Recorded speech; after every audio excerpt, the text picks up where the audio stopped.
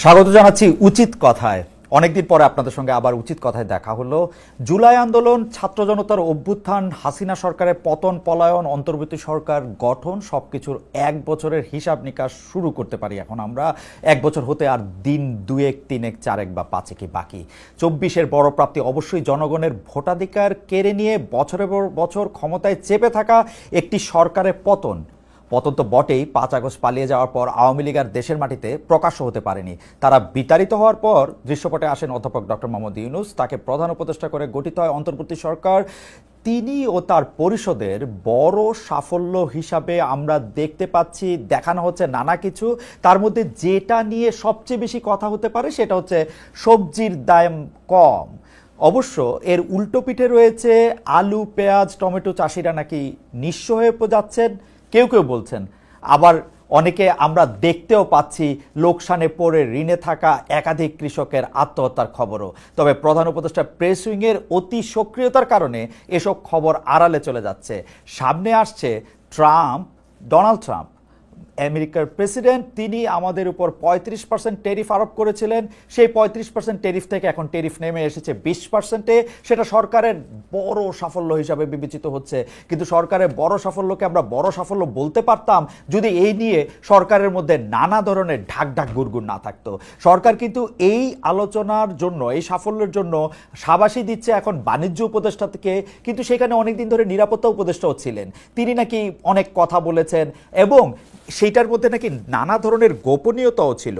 সেই গোপনীয়তার কারণে এবং গোপনীয়তা ভঙ্গ করার কারণে একজনের চাকরিও চলে গেছে।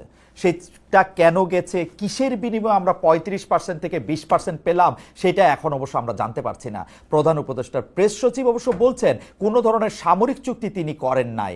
এখন তিনি তো আসলে অনেক জ্ঞানী মানুষ, তার কথা মানে মানে মানে একটা স্পিন ডক্টর বলে একটা কথা আছে, সেরকম একটা স্পিন ডক্টর। মানে উনি চুক্তি করেন নাই এ কথা হয়তো ঠিকও হইতে পারে, হয়তো উনি মেমোরান্ডাম অফ আন্ডারস্ট্যান্ডিং করছেন, হয়তো উনি এমন একটা কিছু করছেন যেটা চুক্তি ছাড়া অন্যরকম নাম দেওয়া হইতে পারে, আমরা জানি না।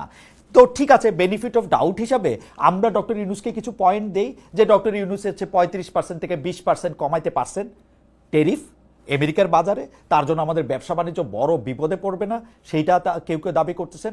আপনি আমাদের ধন্যবাদ জানবেন ডক্টর মোহাম্মদ ইউনূস, আপনি আমাদের ধন্যবাদ জানবেন জনাব বাণিজ্য উপদেষ্টা জনাব বশির, এবং আপনি আমাদের ধন্যবাদ জানেন, কিন্তু আমাদেরকে একটু ভালো করে জানায়েন যে আসলে কিসের বিনিময়। আমি আবারও বলি, 35% থেকে যে 20%-এ আনলেন, কিসের বিনিময়, কোনো কিছু বিনিময় করতে হয়েছে কিনা সেটা একটু ভালো করে একটু জানায়েন। এবার আমরা দেখি যে সরকার প্রধান হিসাবে এই এক বছর আপনার কেমন ছিল প্রফেসর ডক্টর মোহাম্মদ ইউনূস, প্রিয় অধ্যাপক, প্রিয় স্যার, প্রিয় শান্তিতে নোবেল বিজয়ী। আমি দেখতে পাচ্ছি বা আমরা দেখতে পাচ্ছি ক্ষমতায় আসার পর ডক্টর মোহাম্মদ ইউনূসের গ্রামীণ প্রতিষ্ঠানগুলো বা তার সামাজিক ব্যবসার শাখা প্রশাখাগুলো যে উত্থান, তা নিয়ে অনেক অনেক গণমাধ্যম, সামাজিক মাধ্যম, কিন্তু পরিচিত গণমাধ্যমের মধ্যে নিউ এজ বিশেষ প্রতিবেদন প্রকাশ করেছে, যাকে আমি বলছি কনফ্লিক্ট অফ ইন্টারেস্ট। একটু চোখ বোলান, এর মধ্যে রয়েছে গ্রামীণ ইউনিভার্সিটি অনুমোদন, গ্রামীণ এমপ্লয়মেন্ট সার্ভিসের জনশক্তি রপ্তানির লাইসেন্স পাওয়া, গ্রামীণ টেলিকমের ডিজিটাল ওয়ালেট চালুর অনুমতি। মনে হচ্ছে এগুলি কনফ্লিক্ট অফ ইন্টারেস্ট? মনে হচ্ছে এর একটাও মিথ্যা কথা? মনে হচ্ছে এর একটাও আমরা ডক্টর মোহাম্মদ ইউনূসকে পছন্দ করি না সেজন্য বলতেছি? আরেকটু সামনে যাই। গ্রামীণ ব্যাংকের আগামী 5 বছরের কর মৌকুফ করেছে অন্তর্বর্তী সরকার। গ্রামীণ ব্যাংকে সরকারের শেয়ার কমিয়ে 25% থেকে 10% করা হয়েছে। আগের সরকার থাকলে 666 কোটি টাকা কর দিতে হতো ডক্টর মোহাম্মদ ইউনূসকে। এটা ছিল আদালতের রায়। নিজে ক্ষমতায় আসার পর আদালতের মাধ্যমেই অব্যাহতি পেয়েছেন রাতারাতি। এটা সত্যি যে সরকারটা চলে গেছে, যে সরকারটা পালায়ে গেছে, যে সরকারটা পতিত, সেই সরকার ডক্টর মোহাম্মদ ইউনূসকে মামলা দিয়ে নিপীড়ন করেছিল। কিন্তু তিনি নিজে ক্ষমতা আসার পর রাতারাতি যে মামলাগুলি থেকে অব্যাহতি নিলেন, সেটা আইন মেনে, নাকি সাবেক প্রধানমন্ত্রী শেখ হাসিনা সরকারের মতোই ক্ষমতায় এসে রাষ্ট্রপক্ষ হওয়ার সুবিধা নিয়ে সব প্রত্যাহার করিয়েছেন? অথচ নতুন বাংলাদেশ, নতুন বন্দোবস্তের উদাহরণ তৈরি করতে ডক্টর ইউনূস মামলায় লড়ার ঘোষণাও দিতে পারতেন। লড়াইয়ের পর জিতলে মামলাগুলো মিথ্যা, সেটা বেশি প্রমাণিত হতো। অনেকেই বলে থাকেন যে বিএনপি ক্ষমতা থাকলে বগুড়া, আওয়ামী লীগ ক্ষমতা থাকলে গোপালগঞ্জ, এরকম করে নাকি অন্তর্বর্তীকালীন সরকার ও চট্টগ্রাম। এই কথা কি আসলে ঠিক? অন্তর্বর্তীকালীন সময় কি চট্টগ্রাম গোপালগঞ্জের জায়গা বা বিএনপির সময়কার বগুড়ার জায়গা নিছে? আমরা তো জানি না তেমন কিছু, কিন্তু দুই একটা খবরের দিকে আপনারা দৃষ্টি দেন। এই সরকারের যে উন্নয়ন বরাদ্দ যে এডিপি, সেইটার অর্ধেকের বেশি এই বছর চট্টগ্রামের জন্য, অর্ধেক, অন্তত অর্ধেকের বেশি না হোক, অর্ধেকের বেশি চট্টগ্রামের জন্য। প্রথম 10 মাসে সেই এডিপির 1,12,000 কোটি টাকার ব্যয় অনুমোদন করা হয়েছে শুধুমাত্র চট্টগ্রামের জন্য। মানে 1,12,000 কোটি টাকা যে ব্যয় অনুমোদন করা হয়েছে, এই উন্নয়ন বরাদ্দের অর্ধেকের মানে অর্ধেক ব্যয় হবে রাজধানী চট্টগ্রামের জন্য। এটা কি কোইন্সিডেন্স যে ডক্টর মোহাম্মদ ইউনূসের বাড়ি চট্টগ্রাম? সরকার গঠনের শুরু থেকেই ডক্টর মোহাম্মদ ইউনূসের বিরুদ্ধে স্বজনপ্রীতির একটা, আমি অভিযোগ বলবো না, এটা অভিযোগ না, এটা স্বজনপ্রীতি প্রশংসাও হইতে পারে যে আপনি আপনার স্বজনের জন্য ভালো, যে তার স্বজনের জন্য ভালো সে তো ভালোই। কিন্তু ডক্টর মোহাম্মদ ইউনূসের ব্যাপারগুলো আপনারা দেখেন, এটা কখনো আত্মীয় প্রীতি, কখনো গ্রামীণ ব্যাংক প্রীতি, কখনো চট্টগ্রাম প্রীতি। ডক্টর মোহাম্মদ ইউনূস স্বাস্থ্য উপদেষ্টা হিসেবে নিয়েছেন গ্রামীণ ব্যাংকে নূরজাহান বেগমকে, প্রধান উপদেষ্টার কার্যালয়ে এসডিজির মুখ্য সমন্বয় করেছেন ইউনূস সেন্টারের লামিয়া মুর্শেদকে, নিজের ভাতিজাকে নিয়োগ দিয়েছেন প্রধান উপদেষ্টার প্রেস উইংয়ে। ক্ষমতায় এসে প্রধান উপদেষ্টা শুরু থেকেই বলছেন ছাত্ররা তাকে ক্ষমতায় বসিয়েছেন, এটা জুলাই মিত্রদের বিভাজন উস্কে দিয়েছে। তিনি সমন্বয়কদের রাজনৈতিক দল গঠনে উৎসাহ দিয়েছেন, যার কারণে এনসিপিকে সরকারি দল কিংস পার্টি বলা আরো সহজ হয়েছে। যখনই তিনি মনে করেছেন যে না তিনি আর কি বলে জানি আর ক্ষমতায় থাকবেন না, তখন তিনি ডেকে বলছেন এনসিপিকে। যখন তিনি বলছেন যে না তার রাজনৈতিক দলগুলির সাথে কথা বলা দরকার, প্রথমে তিনি মাত্র 4 জনের সঙ্গে কথা বলবেন, সেই 4টি পার্টির মধ্যে যে পার্টিটি এখনো অনুমোদন পায় নাই সেই এনসিপিকে ডাকা হয়েছে। এই জুলাই আন্দোলনের master mind, meticulous design, reset button এসব বলে ডক্টর ইউনূস মূলত ষড়যন্ত্র তত্ত্বকে উস্কে দিয়েছেন পতিত রেজিমের লোকজনের কাছে। এইটার ফল আমরা আজকে দেখতে পাচ্ছি। আজকে আমরা দেখতে পাচ্ছি কখনো নাহিদ বনাম সাদিক কায়ুম, কখনো আসিফ বনাম আর্মি, কখনো উমুক বনাম তুমুক, এগুলি একজনের বিরুদ্ধে। মাহফুজ সাহেব এই সরকার একজন উপদেষ্টা, তার কথাই আপনি ধরেন, তিনি একটা স্ট্যাটাস দিলেন এরকম, নতুন একটা রাজনৈতিক দল বা তার সার্কেলকে ইঙ্গিত করে বললেন, একদম স্পষ্ট, ইঙ্গিত না, একদম স্পষ্ট করে বললেন যে এদের সবাই যখন খাই খাই করতেছে একজন শুধু না খায়া রয়েছে, সেই জন্য তার বিরুদ্ধে অভিযোগ করা হয়েছে। পরে আবার তিনি এটা আবার বাদ দিলেন। এই যে কথিত মাস্টার মাইন্ডকে সামনে নিয়ে আসার বিষয়টা এই বিএনপি জামায়াত সহ জুলাই আন্দোলনের অন্য কোনো স্টেক হোল্ডার পছন্দ করে নাই। কোনো অস্থায়ী সরকার, তত্ত্বাবধায়ক সরকার, খেয়াল করেন, কোনো অস্থায়ী সরকার, তত্ত্বাবধায়ক সরকার, জরুরি অবস্থা সরকার কখনোই জাতীয় নির্বাচন নিয়ে কোনো অনিশ্চয়তা তৈরি করে নাই। ডক্টর মোহাম্মদ ইউনূস অনিশ্চয়তা তৈরি করতেছে না, কিন্তু তিনি কেমন যেন একটা রেঞ্জ রাখেন, ডিসেম্বর থেকে জানুয়ারি, এপ্রিল মাস, ফেব্রুয়ারি মাস, সেটা আবার কার সাথে কথা হইলে কিরকম, সংস্কারের পরে আবার সংস্কার কমিশনের সাথে কথা না কয়েই কিন্তু তারপর আবার এটা তিনি বলেন। আসলে যখন যেইখানে বৃষ্টি হচ্ছে তখন সেখানে ছাতা ধরার একটা প্রক্রিয়ার মধ্যে তিনি আছেন। মানে আবার আরেকটা জিনিস খেয়াল করেন যে ধরেন যেই সরকার, আগের সরকার, তাদের কিন্তু এক ধরনের ভালো পিআরের দরকার আছে, কারণ তারা জনগণের কাছ থেকে ভোট পাবে না, ভোটের জন্য যাবে না। তাদের যত বেশি ভালো পাবলিক রিলেশনস, যত বেশি ভালো কথা বলা যাবে, তত তাদের জন্য এরকম সুবিধা। সেই জন্য তারা পিআর উইংকে খুব স্ট্রং করে। ডক্টর মোহাম্মদ ইউনূসের কি আসে যায়, উনি কেন এরকম পপুলিস্ট হতে চান, তিনি কেন পিআর দিয়া শুধু ভালো হতে চান? এমন পপুলিস্ট কথা এমন অনেক সময় তিনি বলেন যেগুলির মধ্যে দিয়ে পরে তিনি এর করতেও পারেন না, এর থেকে আবার ফিরাও আসেন। গত বছর ঈদের সময়, গত বছর না মানে 1 বছর হয় নাই আর কি, এরকম একটা সময় ঈদের সময় রোহিঙ্গারা আগামী ঈদ ওইখানে করবে এরকম কথা মনে আছে তো, এখানে একটা করিডোর করবে, এই কথা নিয়ে তারপর অনেক যখন আলোচনা হয়েছে তখন তিনি বললেন সবাই নাকি সর্বত মিথ্যা কথা বলতেছে। জাতীয় নির্বাচন নিয়ে কথায় আসি, জাতীয় নির্বাচন নিয়ে আসলে জাতীয় নির্বাচন নিয়ে এক ধরনের, মানে আমরা জাতীয় নির্বাচন নিয়ে এক ধরনের, আমি এটাকে কেমনে বলি, জাতীয় নির্বাচন নিয়ে এক ধরনের অনিশ্চয়তার কথা আমি কেন বললাম, কারণ হচ্ছে অনেক মানুষই এই প্রশ্ন করতেছে নির্বাচন কি যথাসময়ে হবে। সরকারের প্রেস উইংলে 100 বার কইতে হয়েছে ডক্টর মোহাম্মদ ইউনূস যেটা বলছেন তার বাইরে যাবেন। এখন ডক্টর মোহাম্মদ ইউনূস আসলে কি বলছেন, জাতীয় নির্বাচনের মাধ্যমে ক্ষমতা হস্তান্তরের জন্য তিনি টাইমলাইনটা কি ঠিক করছেন, তিনি কি আসলে নির্বাচন চান, ক্ষমতা ছাড়তে চান? সবশেষ তিনি মানে কিছু পলিটিক্যাল পার্টিদের সাথে আলাপ কইরা সেই পলিটিক্যাল পার্টি আইসা ঘোষণা করলেন 4-5 দিনের মধ্যে একটা খুব গুরুত্বপূর্ণ ঘোষণা আসবে, নির্বাচনের তারিখই আসবে, এরকমই বলা যেতে পারে। কিন্তু সেই ঘোষণা কিন্তু প্রেস উইং বললো না, এবং প্রেস উইং নাও করলো না যে না এরকম কোনো আলোচনা হয় নাই। আমরা কিন্তু 4-5 দিন পার হয়েছে, আমরা কিন্তু এখনো কিছু জানতে পারে নাই। বিএনপি যখন ডিসেম্বরের নির্বাচনের দাবিতে চাপ দিচ্ছিল তখন ডক্টর ইউনূস এনসিপি নেতাদের ডেকে বললেন তিনি ক্ষমতা থেকে সরে যেতে চান। এনসিপি নেতাদের ক্যাবিনেটেও বিষয়টি তুলেছিলেন। এইগুলি আচরণ কি সরকারি, মানে আবার লন্ডনে গিয়া আরেকটা পার্টির মানে জনাব তারেক রহমানের সাথে উনি দেখা করে আইসা বললেন ইলেকশন হইলে ফেব্রুয়ারিতে হইতে পারে। আবার বিদেশি সাংবাদিকদেরকে যখন তিনি মানে কেন তার এই সংস্কার প্রস্তাব, কেন এইসব তার ভালো ভালো কথা তিনি পলিটিক্যাল পার্টির কাছে ছেড়ে দেন না, এই প্রশ্নের উত্তরে তিনি বিদেশিকে বলে আসলেন বাংলাদেশের লোকজন আসলে এত বেশি কেয়ার করে না কার নির্বাচনের ইশতেহার কেমন, বাংলাদেশের লোকজন কেয়ার করে হচ্ছে কে টাকা দিতেছে তাকে ভোট দিয়ে দেয়। সত্যি আপনি এরকম মনে করেন? মানে যে টাকা দিতেছে তার এরকম ভোট দিয়ে দেয়? আমার ধারণা আপনি এরকমই মনে করেন, এবং এই মনে করাটা মানে আমি যে আপনাকে খুব বাদ দিয়ে দিব যে না বাংলাদেশের মানুষ কোনোদিন টাকা দেয় ভোট দেয় না, ভোট বাংলাদেশের মানুষ পবিত্র আমানত মনে করে, এইটা আমি মনে করতে পারি না। মনে হয় আপনি ঠিকই বলতেছেন। এখন পলিটিক্যাল পার্টিগুলি তো এই কাজই করবে, তাই না? টাকা দিবে, বাংলাদেশের লোকজন তো এমনই, তাই না? টাকা দেওয়া ভোট দিয়ে দিবে, তাহলে ভোট দিয়ে না, আপনিই থাকেন। আপনি তো ভালো দেশ চালাতেছেন, কিন্তু ভালো দেশ কি চালাইতেছেন আসলে? যেসব বাংলাদেশি লোকজনের কাছে আপনি সাক্ষাৎকার দিচ্ছেন এর মধ্যে প্রধান হচ্ছে নিউ এজের সম্পাদকের সঙ্গে সে সাক্ষাৎকার। সেই সাক্ষাৎকারের ক্ষেত্রে, কারণ এছাড়া এটার আমি কেন প্রধান করতেছি, অনেকেই আপনার সাক্ষাৎকার কিন্তু নিছে, সেই সাক্ষাৎকারের মধ্যে প্রবণতা প্রশ্ন নয় প্রশংসা করতে এসেছি এরকম মনে হয়েছে। তো নুরুল কবির সাহেব যে সাক্ষাৎকার নিছে সেই প্রশ্নের জবাবে কিন্তু আপনি অকাতরে নিজের ব্যর্থতা, অক্ষমতা, অসহায়ত্ব নানাভাবে ব্যাখ্যা করছেন। এই এক বছরে আপনি ডক্টর মোহাম্মদ ইউনূস একটু তাকান, আপনি পৃথিবীর সব দেশ মানে আপনার আগের আরেকজন বাঙালি নোবেল পাইছিলেন যার নাম রবীন্দ্রনাথ ঠাকুর, ইনি আমি শুনছিলাম 18 বার নাকি 20 বার এই পৃথিবী প্রদক্ষিণ করছেন। আপনি মনে হয় কয়েকশো বার পৃথিবী প্রদক্ষিণ করছেন, তাই না?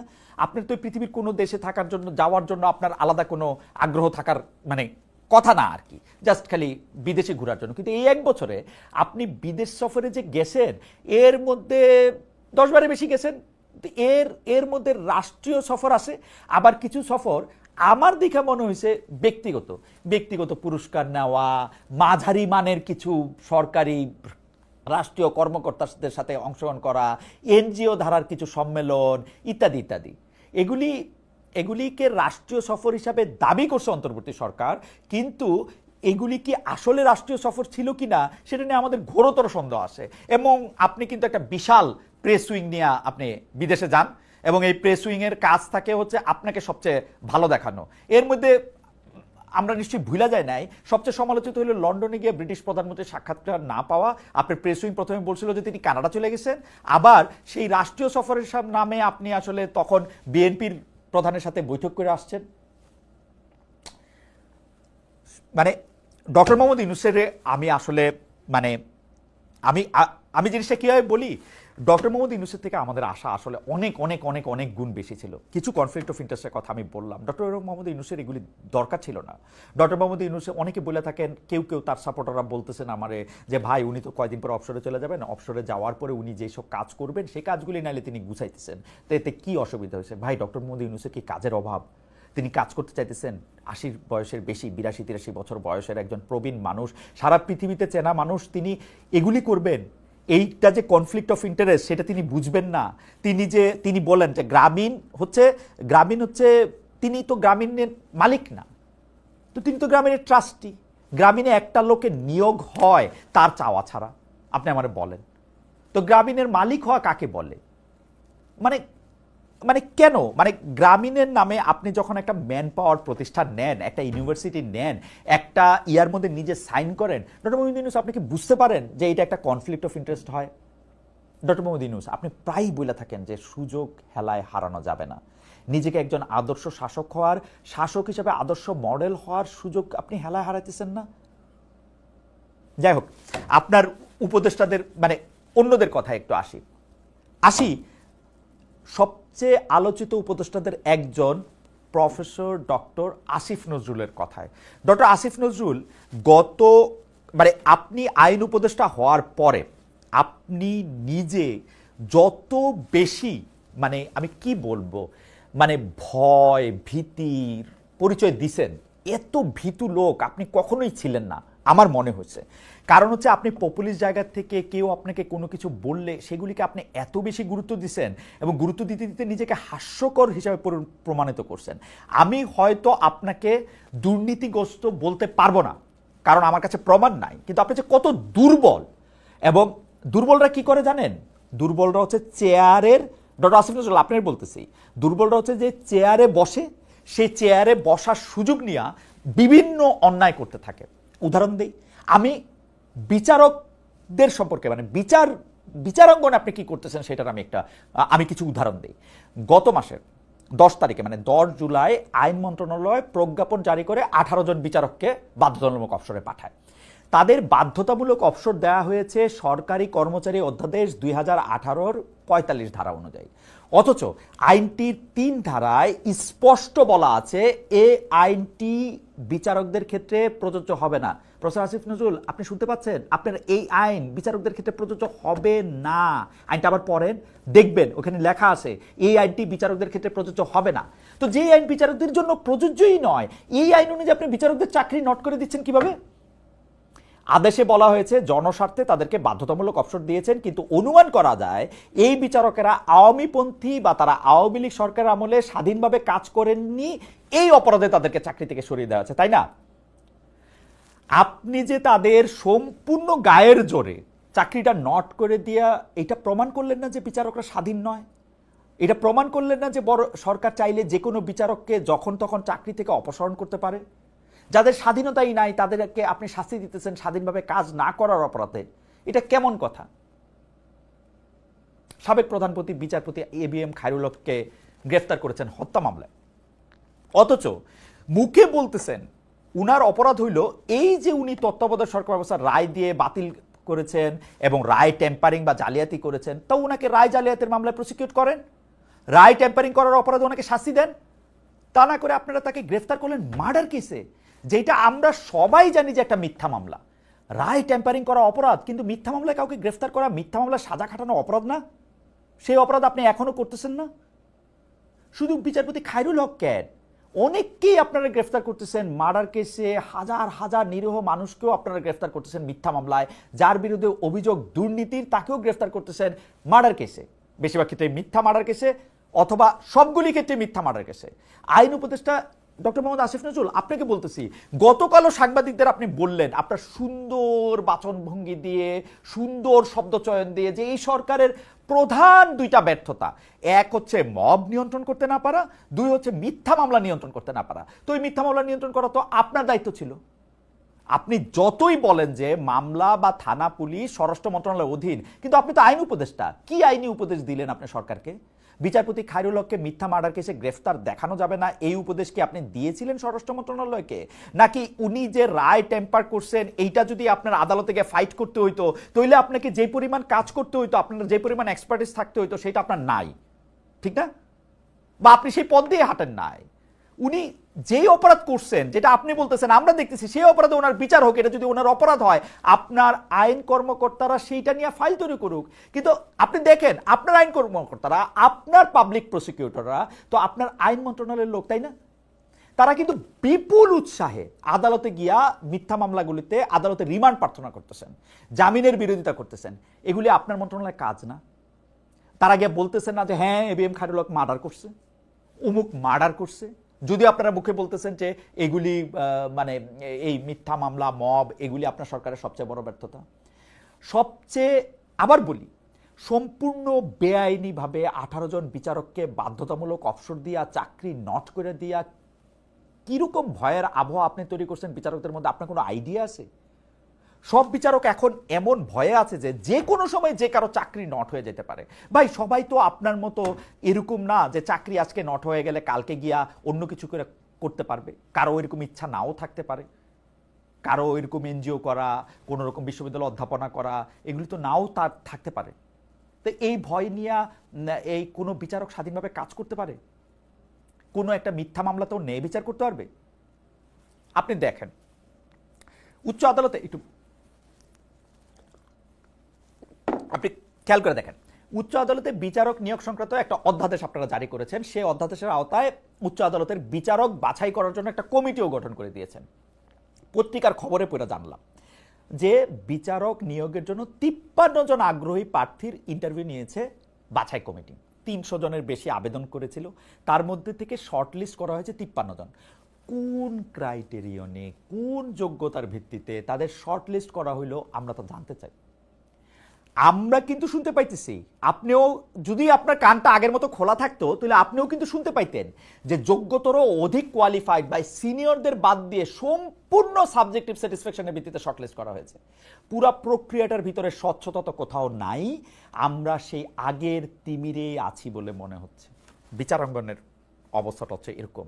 আর বাকি কথাগুলি আমি আপনারে না বললাম জনাব আসিফ নজরুল, আপনি আমার খুব প্রিয়, আপনি আমার সাংবাদিকতাতেও আপনি অনেকদিন বা বেশ কিছু গুরুত্বপূর্ণ কাজের জন্য আপনি স্মরণীয় হয়ে থাকবেন। কিন্তু আপনার এই সময়টা, এই যে 1 বছরের কাছাকাছি সময়টা আপনি আবার একটু রিভিজিট করেন। যদি আপনি কিছু নম্বর দিয়ে আপনি দেখেন তো বিচার বিভাগটা আপনি কি করছেন, কি করতে চাইছেন বা কি করছেন একটু দেখেন, হ্যাঁ প্লিজ। এবার আসি এই সময় সবচেয়ে দাপট বেশি উপদেষ্টা আরেক আসিফ, জনাব আসিফ মোহাম্মদ সজীব ভুঁইয়ার কথায়। জুলাই আন্দোলনের জীবনে মায়া ত্যাগ করে ফ্রন্টলাইনে ছিলেন, নেতৃত্ব দিয়েছেন আসিফ মোহাম্মদ সজীব ভুঁইয়া। তার নেতৃত্বের কথা সবাই যারা যারা তার সঙ্গে ছিলেন তারা সবাই স্বীকার করেন। তারা বলেন যে তার একটা তার একটা দৃঢ় ভূমিকা সেই সময়ের জন্য, তার নেতৃত্বের কথা সবাই বলেন। সমন্বয়ক হিসেবে, ছাত্র প্রতিনিধি হিসেবে তিনি ক্যাবিনেটে আছেন। স্থানীয় সরকার, পল্লী উন্নয়ন ও সমবায় মন্ত্রণালয় এবং যুব ক্রীড়া মন্ত্রণালয়ের মধ্যে গুরুত্বপূর্ণ দপ্তর পেয়েছেন, সেই হিসাবে সবচেয়ে দাপুটে উপদেষ্টাও বটে। আবার কাজে কর্মেও দাপটের পরিচয় দিচ্ছেন। তার বিরোধিতার কারণেই আদালতের রায় পেয়েও বড় রকম চাপ প্রয়োগ করেও দক্ষিণ ঢাকার মেয়র হিসেবে শপথ নিতে পারেননি ইশরাক হোসেন। আসিফের মধ্যে কেউ কেউ পলাতক ওবায়দুল কাদেরের ছায়া দেখতে পান। পোস্ট দিয়ে ছবি তোলার চর্চা আছে, তবে কাদেরের চেয়ে কিছুটা কম। তবে হেলিকপ্টার কাণ্ডে আবার কাদেরকে ছাড়িয়ে গেছেন বলে কেউ কেউ বলছেন। গেল শীতকালে আসিফ 6 দিনে 28 বার হেলিকপ্টার চড়েছেন, যার মধ্যে উত্তরবঙ্গে শীত বস্ত্র বিতরণ ও উন্নয়ন কাজ পরিদর্শনের ব্যাপার স্যাপারগুলি ছিল। স্থানীয় সরকার উপদেষ্টা রাজনীতির মধ্যে পলিটিক্স করে বেড়াচ্ছেন ক্ষমতা থেকে। ইয়েস, রাজনীতির মধ্যে তিনি পলিটিক্স করে বেড়াচ্ছেন। ক্রিকেট মাঠে গেলে তার নামে মিছিল হয়, সেটা আন্তর্জাতিক খেলা হোক কিংবা হোক বিপিএল। বিতর্কিত করে বিসিবি থেকে ফারুক আহমেদকে তাড়াতে যে তার ভূমিকা আছে সেটা দিনে দিনে স্পষ্ট হচ্ছে, কারণ তিনি ক্রিকেটের প্রভাবটা ধরে রাখতে চান। নানা বিতর্ক থাকলেও ফারুকের মধ্যে স্বাধীনচেতা মনোভাব ছিল, সেটা হয়তো আসিফের ভালো লাগেনি। আসিফ ফেসবুক পোস্ট দিয়ে কখনো মবকে উৎসাহ দিচ্ছেন, কখনো এনসিপির কর্মসূচি জমাতে পরোক্ষ ভূমিকা রাখতে চাইছেন, কখনো বিএনপির নিন্দামন্দ করছেন, কখনো হাসনাত কখনো আসিফ মোহাম্মদ সজীব ভুঁইয়া আসলে সরকারে আছেন না এনসিপিতে আছেন সেটা অনেক সময় তিনি আলাদা করতে পারেন না। তিনি আলাদা করতে পারেন কিনা পারেন জানি না, আমরা আলাদা করতে পারি না। হাসনাত আব্দুল্লাহ আরেকজন সমন্বয়ক, এনসিপির শীর্ষ নেতাদের একজন, যখন সেনাপ্রধান ওয়াকার সাহেবের সমালোচনা করেন তখন বলা যায় সিন্ডিকেট করে আসিফ ভিডিও বক্তব্য পোস্ট করেছেন, যেখানে সেনাপ্রধান ও প্রধান উপদেষ্টার মধ্যে গ্যাঞ্জাম লাগানোর উপাদানই মুখ্য ছিল। সেনাপ্রধান নাকি ডক্টর ইউনূসকে সরকার প্রধান হিসেবে মানতে চাননি। আমি আমি আমি অনেক উপদেষ্টাকে, একাধিক উপদেষ্টাকে জানতে চেয়েছিলাম যে উনি যে এই কথা বললেন এটাকে আপনারা শুনেছেন, এটা যে উনি বললেন এটাকে আপনারা তার কাছে জানতে চেয়েছেন যে এটা কেমনে উনি বললেন, এটা বলা ঠিক আছে কিনা, আপনারা উৎসাহ দিয়েছেন তাকে। আর্মির সুযোগ সুবিধার বিষয়ে মানুষের ক্ষোভ আছে, কিন্তু কোনো কোনো উপদেষ্টার প্রকাশ্যে জড়িয়ে পড়া মানুষ ভালো চোখে দেখে নাই। এটা একটা ফাংশনাল গভর্নমেন্ট হইতে পারে না যে আপনি তার সাথে একটা এটা সংকট সৃষ্টি করবেন। জুলাইয়ের মাঝামাঝি এনসিপি গোপালগঞ্জ সফরের সময় আসিফ নৌকা প্রতীক নিয়ে নির্বাচন কমিশনকে আক্রমণ করেছেন। একটা স্বরাষ্ট্র উপদেষ্টার সঙ্গে তিনি একটা কন্ট্রোল রুমে বসে থেকে সরাসরি এটা পর্যবেক্ষণ করেছেন। কেউ কেউ বলেছেন জুস খেতে খেতে তিনি দেখেছেন। তো সেখানে গোলাগুলি হয়েছে, মানুষ মারা গেছে। তো সেইটার দায় তার উপর পড়ে না? তিনি কি তাদের বলছিলেন গুলি করতে নাকি বলছিলেন গুলি না করতে? তিনি কি তাদের কি বলছিলেন আসলে? কেন তিনি ওখানে মনিটর করার জন্য তিনি ওইখানে গিয়ে বসছিলেন? উনি নিজে সরকারে আসেন, খেয়াল করেন, নিজে সরকারে থাইকা মিটফোর্ড হত্যাকাণ্ডকে তিনি প্রস্তুত যুগ বলে বিএনপিকে গালি দিয়েছেন। ভালো, দেশের প্রতিটা হত্যাকাণ্ডের দায় দায়িত্ব যে সরকারের সেইটা কি তিনি জানেন? জনাব আসিফ মোহাম্মদ সজীব ভুঁইয়া তিনি কি এটা জানেন? কোথায় দুঃখ লাগে জানেন? আপনার আর আমার জনাব আসিফ মাহমুদ সজীব ভাই, আপনার আর আমার কয়েকদিন আগে মানে এটা যাই না, আপনিও একটু পুলকিত হয়েছেন বলে আমি শুনছি, আমিও একটু আমার ভালো লাগছে যে আপনার আর আমার বাবা দাদা একই জায়গা থেকে আসছেন। সেই একই জায়গার তে আপনি ইলেকশন করবেন বললেন, যান, আপনি কি এটা ঠিক কাজ হবে? আজকে আপনি উপদেষ্টা আছেন, আগামীকাল ইলেকশনের তফসিল ঘোষণা পরে আপনি উপদেষ্টা পদ ছাইরা দিয়ে গিয়া সেখানে ইলেকশন করতে গেলেন, বললেন এখন আর আমি উপদেষ্টা নাই, সেটা খুব ভালো কাজ হবে? আপনি কি জানেন জনাব ওবায়দুল কাদেরের দাপটে তার ভাই যেমন ক্ষমতাধর হয়েছিলেন, সেই প্রবণতা সম্ভবত আপনার বাবার উপরেও ভর করেছে? আপনি কি জানেন যে জনাব বিল্লাল হোসেন কুমিল্লার মুরাদনগরে যে অনেকটা অঘোষিত এমপির মতো বা এমপির চেয়ে বেশি ক্ষমতাধর, সেটা এখন স্পষ্ট? আপনি আপনি আপনি বলছেন যে এটা একটা অজান্তে হয়েছে, তাই না?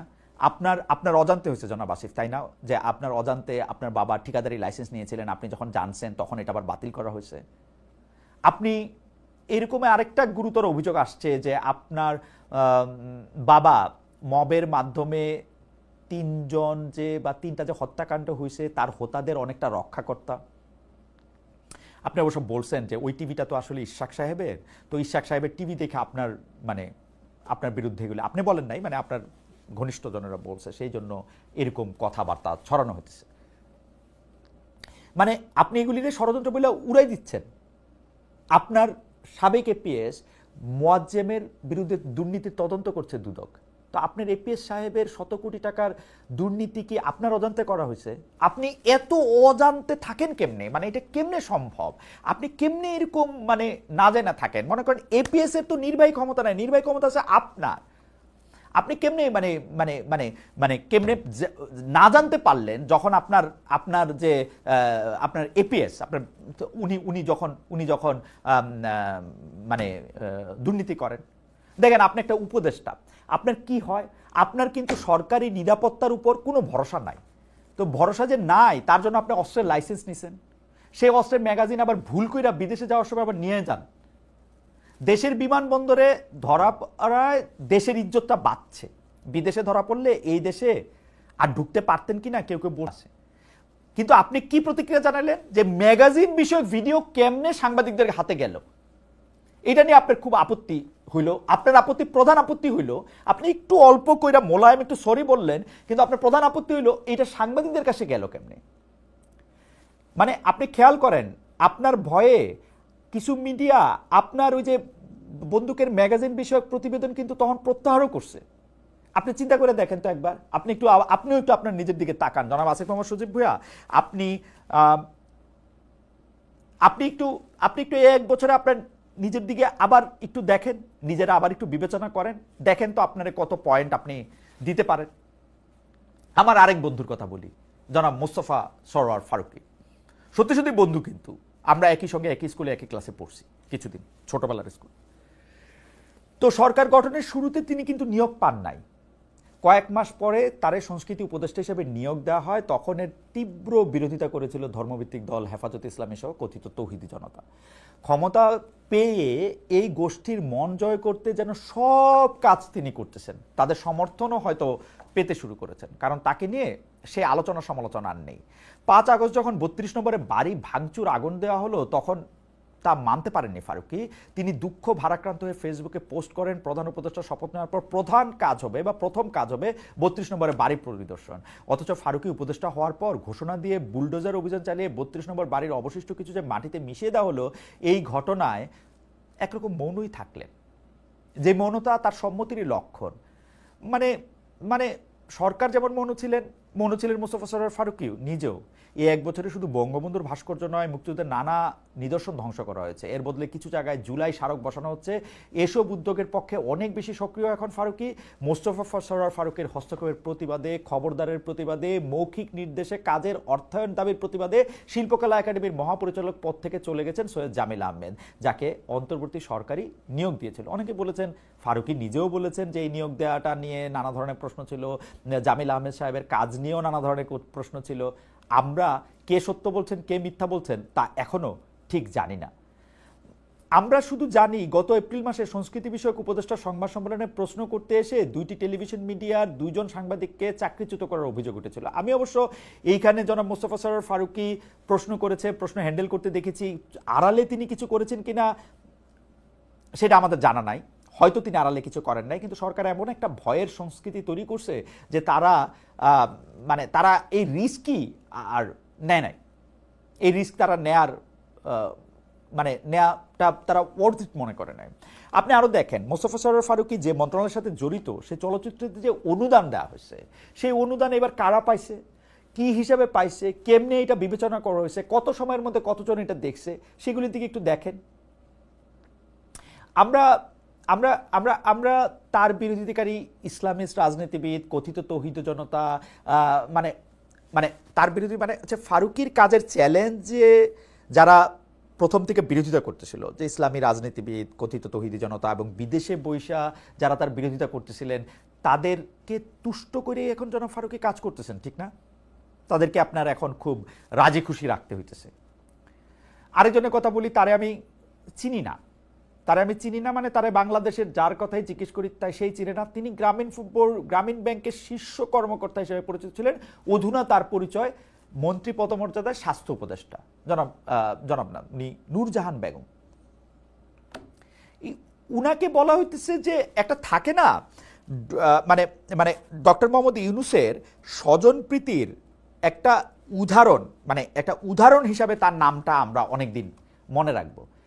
নূরজাহান বেগমকে একটু চিনতে চেষ্টা করলাম যে উনার কেরিয়ার এনজিও ভিত্তিক, গ্রামীণ ব্যাংকে গুরুত্বপূর্ণ দায়িত্ব পালন করছেন, গ্রামীণ ব্যাংক সংশ্লিষ্টতার কারণেই তাকে ক্যাবিনেটে নিয়েছেন ডক্টর ইউনূস। শুরু থেকে এই অভিযোগ রয়েছে। স্বাস্থ্য সম্পর্কিত বা স্বাস্থ্য মন্ত্রণালয়ের মতো এত বড় একটা মন্ত্রণালয় পরিচালনার অভিজ্ঞতা তার রয়েছে কিনা এমনটা আমরা জানি না। সম্প্রতি এনসিপি নেতা জনাব হাসনাত আবদুল্লাহ এসব সমালোচনা করে নূরজাহান বেগমের পদত্যাগ দাবি করেছেন। স্বাস্থ্যখাত দেশের বড় অরাজকতার জায়গা হলেও সেখানে সংস্কারের কোনো উদ্যোগ দেখা যাচ্ছে না, সব চলছে আগের সিস্টেমেই।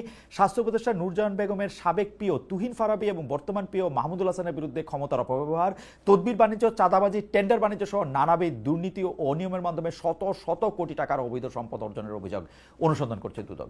স্বাস্থ্য মন্ত্রণালয় জুলাই আন্দোলনের হত্যাকাণ্ডের সংখ্যা চূড়ান্ত করতে পারেনি এখন পর্যন্ত। সবশেষ তথ্য অনুযায়ী গণ অভ্যুত্থানে 864 জন মারা গেছে। আহতদের চিকিৎসা নিয়ে নানা নৈরাজ্য হচ্ছে। এই 864 জনেরটা অবশ্য আমি মন থেকে বললাম। সর্বশেষ তারা কি তথ্য দিয়েছেন, সেটা কি আপডেট করেছেন, সেটা আমার কাছে সর্বশেষ তথ্য অনুযায়ী তারা সেটা এখনো আপডেট করেন নাই। আহতদের চিকিৎসা নিয়ে নানা নৈরাজ্য আছে। আবার চক্ষু ইনস্টিটিউটে পঙ্গু হাসপাতালে জুলাই আহতদের একটি অংশ নানা নৈরাজ্য তৈরি করেছে। স্বাস্থ্যসেবাকে জনমুখী, সহজলভ্য ও সর্বজনীন করতে প্রয়োজনীয় সংস্কার প্রস্তাবের লক্ষ্যে অন্তর্ভুক্ত সরকারের প্রধান উপদেষ্টা অনুমোদন ক্রমে স্বাস্থ্য খাত সংস্কার কমিশন নামে কমিশন গঠন করে গত 18 নভেম্বর গেজেট প্রকাশ করা হয়। তারা সুপারিশ জমা দিল, এটা যে অগ্রাধিকারে নেই তা একদম স্পষ্ট। আরো দুইটা সংস্কার কমিশনের কথা আমি আবার বলবো। একটু স্বরাষ্ট্র উপদেষ্টা লেফটেন্যান্ট জেনারেল অবসরপ্রাপ্ত জাহাঙ্গীর আলম চৌধুরীর কথা বলেনি। অনেকেই বলতেছেন ব্রিগেডিয়ার জেনারেল সাখাওয়াত সাহেবের এই কেমন বিকল্প? অন্তর্ভুক্ত সরকারের এক সপ্তাহের মধ্যে বলা যায় উচিত কথার বলি হয়েছিলেন ব্রিগেডিয়ার জেনারেল অবসরপ্রাপ্ত এম সাখাওয়াত হোসেন। তাকে সরিয়ে নতুন স্বরাষ্ট্র উপদেষ্টা করা হয় হচ্ছে লেফটেন্যান্ট জেনারেল অবসরপ্রাপ্ত জাহাঙ্গীর আলম চৌধুরীকে। দেশের স্বরাষ্ট্রমন্ত্রীরা ঐতিহ্যগতভাবেই বেফাস কথা বলেন, সেই ঐতিহ্য ধরে রাখতে পেরেছেন জাহাঙ্গীর আলম চৌধুরী। চুরি ডাকাতি ছিনতাই মব থামাতে ব্যর্থ উপদেষ্টা রাত 3টায় সংবাদ সম্মেলন করেন। এই সরকারকে জনগণ 5 বছর চায়, সেই ক্যাম্পেইন করেন স্বরাষ্ট্র উপদেষ্টা। পুলিশের সংস্কার হয়নি, কিছু বললেই বলা হয় যে আগের আমলের পুলিশ রয়েছে, সেই পুলিশ দিয়ে আর কাজ করা যাচ্ছে না। সেই পুলিশ সংস্কার করা যায় নাই। কিন্তু আপনারা আর কতদিন পর্যন্ত আগের আমলের পুলিশ, আওয়ামী পুলিশ এইসব কথা বলবেন? এটা আল্লাহ ছাড়া আর কেউ বলতে পারবে না। আগের মতোই পিক এন্ড চুজ করে পুলিশ কাউকে পেটায়, কাউকে মব করতে দেয়। অন্তর্বর্তী সরকারকেও পুলিশ তার নিজের মতো করে ব্যবহার করে। আইন শৃঙ্খলার ব্যাপক অবনতি দেখে মনে হচ্ছে আইন শৃঙ্খলা বাহিনীর উপর এই সরকারের কোনো নিয়ন্ত্রণ নাই। বরং আমাদের এই স্বরাষ্ট্র উপদেষ্টা অনেক বেশি মানবিক মানুষ, এটা প্রমাণ করার জন্য পুলিশ গিয়া কি খাচ্ছেন, তারপরে হচ্ছে কি খাইলে ভালো হবে, কিভাবে টাকা জমা রাখলে ভালো হবে, এগুলি নিয়ে বেশি ব্যস্ত বলে মনে হইতেছে। এই আইন শৃঙ্খলার বিষয়ে অনেক বেশি রিল্যাক্টেন্ট মনে হইতেছে যে পুলিশের কর্তা ব্যক্তিদের। মপতন্ত্র সব জায়গায় দৃশ্যমান হইল, কোর্ট কাচারি থেকে শুরু করে সব জায়গায় সিদ্ধান্ত গ্রহণ প্রক্রিয়ার সব জায়গায় আমরা মানে আমরা এক ধরনের মানে কি বলবো দ্বিধা দ্বন্দ্ব ইফ বাট এগুলি দেখতে পাচ্ছি। অনেকেই বলে থাকেন যে ভাই বাংলাদেশে যা হইতে পারতো আর কি, যা হইতে পারতো তার চেয়ে ভালোই আসে। মানে একটা গল্প আছে না, এর চেয়েও খারাপ হইতে পারতো, গল্পটা মানে পরে আরেকদিন বলবো নি। আসলে সব কথাই আমি এর চেয়েও খারাপ হইতে পারতো দিয়ে আমি আসলে কইতে পারি।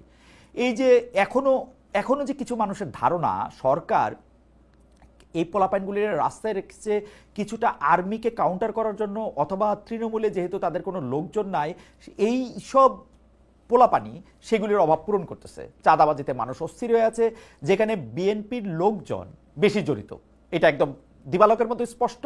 বিএনপির লোকজন চাঁদাবাজিতে বেশি জড়িত। জুলাই আন্দোলনের মিত্র দলগুলির কাছে এই সরকার যেন অসহায়। এই সরকারের সময় অধিকার চাইতে গিয়ে পুলিশের পিটুনি খাইতেছে শ্রমিকেরা। সম্প্রতি মোহাম্মদপুর এলাকায় ছিনতাই শিকার একজন থানায় গিয়ে উল্টো বিড়ম্বনায় পড়েছেন। এই ঘটনা ফেসবুকে ভাইরাল হলে তখন পুলিশের টনক নড়ে। সরকারের কর্তারা নিরাপত্তা ইস্যুতে আবারও মনে করে দেয়, নিরাপত্তা ইস্যু এলেই পতিত ফেসিবাদীদের ষড়যন্ত্রের কথা বলেন। একজনকে গ্রেফতার করা হয়েছে, তিনি নাকি ট্রেনিং দেন একজন আর্মিকে। ভাই আওয়ামী লীগের সরকার, শেখ হাসিনা সরকার পুরাটা আর্মি, পুরাটা পুলিশ, পুরাটা র্যাব, পুরাটা বিজিবি সবাই লয়ে তো বৈশা ছিল। এখন এই 500 জন 300 জনের লয়ে ট্রেনিং দিয়ে আপনি করে ফেলাই দিব, এইগুলি গপ্প আপনারা এখন করবেন? ক্রসফায়ার করাটাই আপনার মনে করে দিই, ক্রসফায়ার করাটাই মানবাধিকার লঙ্ঘন? ব্যাপারটা এরকম না। রাষ্ট্রীয় বাহিনীর যেখানে উপস্থিত থাকার দায়িত্ব সেখানে যদি উপস্থিত না থাকা বা মানবাধিকার লঙ্ঘন হতে দেয়, নীরবে বা ইনঅ্যাকশনের মাধ্যমে একটা ভয়ানক অবিচার হতে দেয়, সেইটাও ভায়োলেশন অফ হিউম্যান রাইটস। আপনাদের হিউম্যান রাইটস কমিশন, যেটা একটা আন্তর্জাতিক কমিশন, সেটা আপনাদের নিয়ে কি বলছে? এই যে শ্রদ্ধেয় সরকাররা, এই যে শ্রদ্ধেয় সরকার প্রধানরা, ডক্টর মোহাম্মদ ইউনূস স্যার, এটা খেয়াল করে দেখেন। অন্য সময় হইলে কইতো যে সরকারে তাকে সে কইতো যে এটা পয়সা দিয়ে করানো হয়েছে। আপনারা এটা এখনো বলেন নাই, কিন্তু এগুলি বাড়াবাড়ি কথা বা এগুলির পাতা দেওয়া। মানে মজার ব্যাপার কি, ডক্টর মোহাম্মদ ইউনূস আপনি যখন ক্ষমতায় আসছেন তারপর দিন থেকে আপনি বলে আসছেন যে আপনি আমার সমালোচনা করেন, কোনো অসুবিধা নাই। সমালোচনা করলে কোনো অসুবিধা কেমনে থাকবে? আপনি তো সমালোচনা কান দিয়ে নেনই না, আপনি তো আমাদেরকে আধা পয়সা পাত্তা দেন না। আপনি যেইটা যে সময় আপনার বলতে ইচ্ছা করে, করতে ইচ্ছা করে, সেইটা আপনি করেন। যেমন আপনি একটা নারীদের মান মর্যাদা অধিকার নিয়ে আপনি একটা নারী বিষয়ক সংস্কার কমিশন করছিলেন। আপনি সেই সংস্কার কমিশনের যে রিপোর্ট, সেটা পড়ে আপনার কাছে মনে হয়েছে যেটা মারাত্মক ভালো রিপোর্ট। তারপরে যখন এই রিপোর্টটা নিয়ে আপনি একটা ব্যাকলেশ খাইলেন, অনেক রকমভাবে আপনি একটা প্রতিবাদ দেখলেন, এনসিপির বড় বড় নেতারা গিয়ে ওইখানে গিয়ে বসে থাকলো, আপনি বুঝলেন যে এখন আর এটার কোনো খবর নাই। আছে কোনো খবর? আপনি আপনি আপনি মানে আপনি আপনি ওইটার কই আসলে ওই আপনি যেটা কইছিলেন যে একটা অসাধারণ একটা রিপোর্ট, একটা অসাধারণ কমিশন, ওইটা রিপোর্ট কই? আপনি যে একটা জনপ্রশাসন সংস্কার কমিশন করছিলেন, একটা জনপ্রশাসন সংস্কার কমিশন, ওইটার রিপোর্টটা কই? ওই রিপোর্টটা কই আপনি বলেন তো? আপনার প্রেস সচিব যে আমাদেরকে বুঝায়, কেমন জানি উনি ডিকশনারি লয়ে বোঝার মতো বলে, এটা হচ্ছে মব, এটা হচ্ছে প্রেশার গ্রুপ। আপনারা প্রেশার গ্রুপকে আপনি মব দিয়া আটকাইতে পারবেন না। মাইলস্টোন ইয়াতে গিয়া যখন আপনি আটকায় থাকলেন, ওটা প্রেশার ছিল না মব ছিল? আপনি বলেন তো, প্রেশার গ্রুপ ছিল না মব ছিল? বলছেন আপনি এটা? আপনি বলছেন যে ভাই এটা ছাড়া যে মানে কি বলে কোনো রকম বল প্রয়োগ করা ছাড়া যে আমরা 9 ঘন্টা পরে এসছি, এইটাই আমাদের সবচেয়ে বড় কথা। আপনি এই জনপ্রশাসন সংস্কার কমিশনে আপনি অনেকগুলি প্রস্তাব করছিলেন, কেউ কইছিল যে এগুলি ভালো প্রস্তাব, অনেক কিছু দেখা টেকা এই প্রস্তাব করা হয়েছিল। এগুলি আপনি কেন করেন নাই? এগুলি করেন নাই কারণ হচ্ছে আপনি আমলাদের ভয় পান, আমলাদের কিছু কিছু জিনিস পছন্দ হয় না, সেজন্য করেন নাই। কিন্তু এই জনপ্রশাসন সংস্কার কমিশনের কিছু কিছু জিনিস কিন্তু আবার এটা আপনারা করতেছেন না। সেগুলি কি জানেন? আঞ্চলিকতা এবং এনজিও নির্ভরতাগুলি। কোথাও কোথাও পাবলিক টয়লেট বানানোর হিসাব নিকাশ, কোনো জায়গায় বিভিন্ন এনজিওর ওগুলি আপনাদের মানে প্রায়োরিটিতে এখন পড়ছে। জনপ্রশাসন যাতে রাজনৈতিক দলের হাতিয়ারে পরিণত না হয়, সেইটা নিশ্চিত আপনি কেমনে মানে ওইটা কিভাবে করছেন? আসলে এই সরকারও দলীয় সরকারগুলির মতো দুর্নীতির অভিযোগ মুক্ত না, এইটা হলো আসল কথা। আগের তত্ত্বাবধায়ক সরকারগুলো, এটা অবশ্য তত্ত্বাবধায়ক সরকার না, এটা তত্ত্বাবধায়ক সরকার না, ওনারা হচ্ছেন ইন্টারিম গভর্নমেন্ট, অন্তর্বর্তীকালীন সরকার, সুতরাং ওনারা এর থেকে আলাদা, আগের তত্ত্বাবধায়ক সরকারগুলির সাথে তার তুলনা দেওয়া যাবে না। মির্জা ফখরুল ইসলাম আলমগীর সম্প্রতি বলেছেন ব্যবসায়ীরা তার কাছ থেকে অভিযোগ করতেছেন আগে ঘুষ 1 লাখ টাকা দিতে হইতো, এখন দিতে হয় 5 লাখ টাকা। এই কথা কিন্তু দুর্নীতি দমন কমিশনের যে প্রধান আছেন তিনিও কইতেছেন যে আগের ঘুষ আর পরের ঘুষ নিয়ে কোনো কড়া পদক্ষেপ নেওয়া হয়েছে? প্রশাসনে, সচিবালয়ে, বিভিন্ন সরকারি প্রতিষ্ঠানে এই ছাত্র প্রতিনিধি নামে সমন্বয় পরিচয়ে তদবির বদলি বাণিজ্য কি থেমেছে? মোট কথা প্রশাসনের সকল পর্যায়ে যে দৌরাত্ম্য আমরা দেখতে পাচ্ছি তার কোনোটাই কি থেমেছে? মানে এই এই এই যে এই যে এই যে এই যে এই যে অরাজকতা, এই অরাজকতাটাকে আপনি দেখতে পাচ্ছেন? শুনেন, আপনি মানে আমাদের একজন প্রিয় নেতা, অনেকেরই প্রিয় নেতা মাওলানা ভাসানী, তিনি কাকমারি সম্মেলন, আপনি মনে আছে তো? কাকমারি সম্মেলনে মনে তো নিশ্চয়ই থাকবে, আপনি ইতিহাস খুব ভালো করে পড়েন, আপনার যাদের কথা বললাম তারাও খুব ইতিহাস ভালো করে পড়েন। কাকমারি সম্মেলনে শাসকদের উদ্দেশ্যে বলছিলেন যে আপনারা যদি এরকম চালায় যান তাহলে কিন্তু আমাদের একটা আসসালামু আলাইকুম দিতে হবে।